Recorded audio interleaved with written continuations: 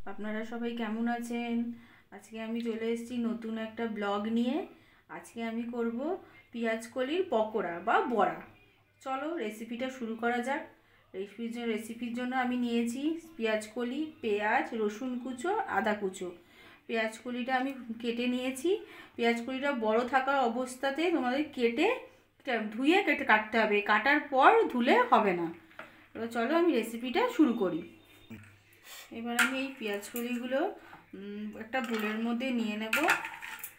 সব পেঁয়াজকলিগুলোকে আমি একটা বোলে নিয়ে নিলাম। এটা গরম গরম দারুণ খেতে লাগে, ভাতের সাথে মুড়ির সাথে দারুণ খেতে লাগে।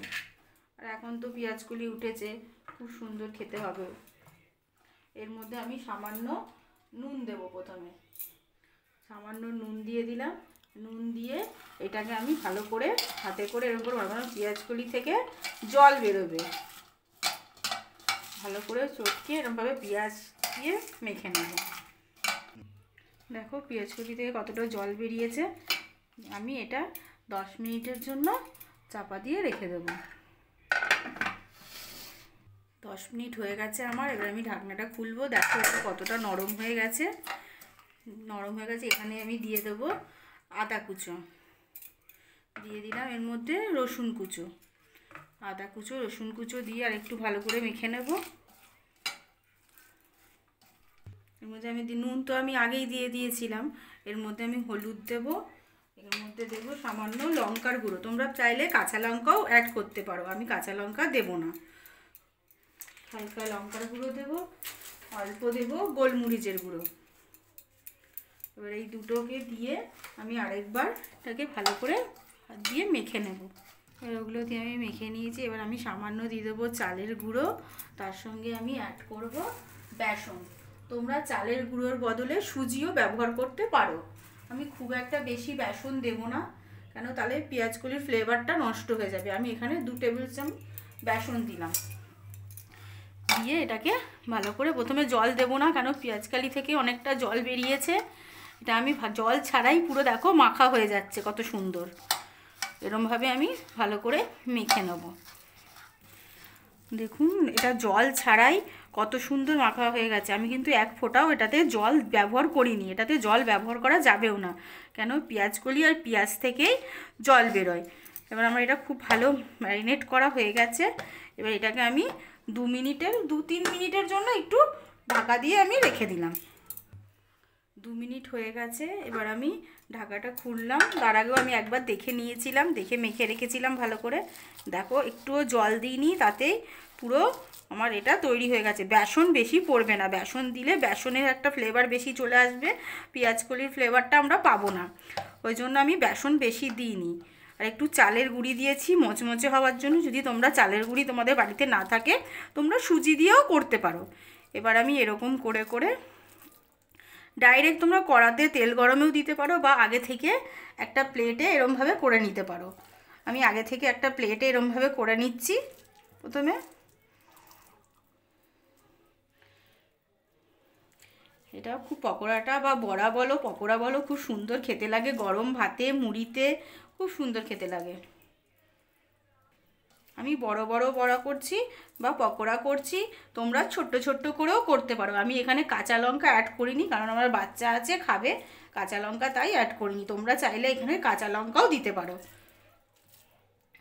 আমি কড়াইতে তেল দিয়ে দিয়েছি। তেলটা আমার গরম হয়ে গেছে। আমি গ্যাসের ফ্লেমটাকে আস্তে করে দিই। যখন আমি দেব গ্যাসের ফ্লেমটাকে আস্তে করে দেবো।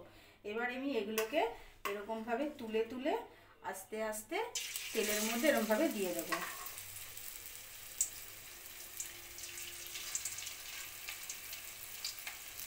আস্তে আস্তে তেলের মধ্যে দিয়ে দিলাম। এই যে এরকমভাবে তুলবে আস্তে করে। আরে কি হাতেও লাগলো না, তেলের মধ্যে দেওয়াও হয়ে গেল। ঠান্ডাকালে হাতে সবসময় লাগলে হাতটাও ভালো করে ধুতে হয়। এবার এরকম চামচে করে দিয়ে দেবো। একটু ক্রাঞ্চি টাইপের হবে না, এটা পেঁয়াজকলি তো, কিন্তু টেস্ট খুব সুন্দর। এই যে আস্তে আস্তে আমি সব কটা পকোড়া এরকমভাবে দিয়ে দিলাম।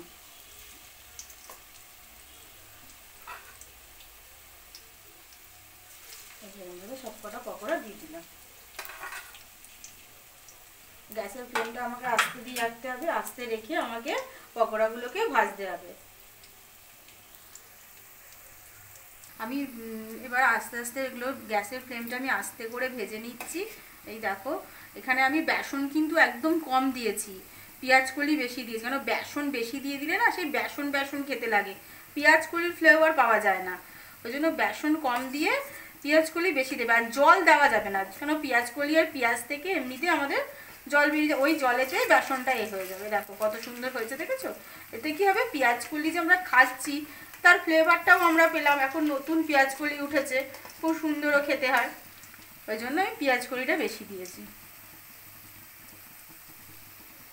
এবার আমি একটা একটা করে উল্টে নিচ্ছি আস্তে আস্তে ধরে ধরে, কিন্তু গ্যাসটা আস্তেই রাখতে হবে। তার মধ্যে এটা পকোড়াগুলোকে আমার ভাজতে হবে। এই দেখো দুটো আমি উল্টে দিয়েছি, এদিকটা আমার কেমন লাল লাল হয়ে গেছে, ওরকম লাল লাল করে ভেজে নিতে হবে। যেই তিনটে আমার হয়ে গেছে আমি উল্টে নিয়েছি। তোমরা ছোট ছোট পকোড়ার আকারেও করতে পারো, আমি বড় বড় করেছি। ছোট ছোট পকোড়াও খুব সুন্দর হয়। আমার রেসিপিটা দেখো, বাড়িতে করো, ভালো লাগবে, কমেন্ট করো, পাশে থেকো, আমার ভিডিওটা শেয়ার করো, সাবস্ক্রাইব করো। এই দেখো এটা আমার হয়ে গেছে, আমি উল্টে দিলাম। খুব আস্তে আস্তে করতে হবে আর গ্যাসটাকে একদম আস্তে রেখে করতে হবে। তোমরা এটা খুন্তি দিয়েও করতে পারো বন্ধুরা, আমি চামচ দিয়ে করেছি, যে চামচে করে যে তুলে তুলে দিলাম, আমি চামচ দিয়ে উল্টে উল্টে দিলাম, চামচে করতেও সুবিধে। তোমরা চাইলে খুন্তি বা ছাঁচা ওগুলো দিয়েও করতে পারো। আমার পকোড়াগুলো ভাজা হয়ে গেছে, এবার আমি একটা একটা করে প্রতিটা পকোড়া এরকমভাবে তুলে নেব। এই দেখো কত সুন্দর ভাজা হয়েছে, দেখেছো? এরকম এরকম করে একটা একটা করে তুলে নেব।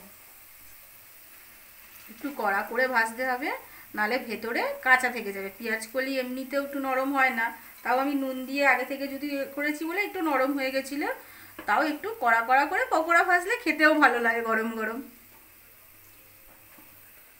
নালে ভেতরে কাঁচা থেকে যাবে একটু কড়া করে না ভাজলে। আমার পেঁয়াজ কলির পকোড়াগুলো সব ভাজা হয়ে গেছে, আমি প্লেটে তুলে নিয়েছি।